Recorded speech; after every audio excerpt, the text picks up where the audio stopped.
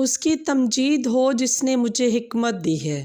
ہمارے لیے آج کی پہلی تلاوت یشوع بن سرا کی کتاب، اس کا 51 باب 17 آیت سے لے کر 27 آیت تک۔ باپ اور بیٹے اور روح القدس کے نام آمین۔ تو اس واسطے میں تیری ستائش کروں گا اور تیری حمد کروں گا اور خداوند کے نام کو مبارک کہوں گا۔ میرے بچپن میں پیشتر اس کے کہ میں آوارہ پھرا، میں نے اپنی دعا میں اعلانیہ حکمت کے لیے التماس کی۔ ہیکل کے سامنے میں نے اس کے لیے دعا کی اور انتہا تک اس کی تلاش میں رہوں گا۔ اس نے پکنے والے انگور کی طرح شگوفے نکالے اور میرا دل اس سے خوش ہوا۔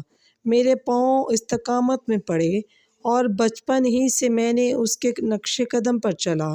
میں نے اپنا کان ذرا سا جھکایا اور توجہ دی اور اس لیے بہت تادیب حاصل کی۔ اس سے مجھے بہت فائدہ ہوا جس نے مجھے حکمت دی۔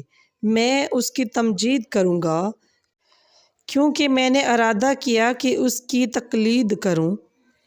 میں نیکی کا خواہش مند ہوا اور شرمندہ نہ ہوں گا۔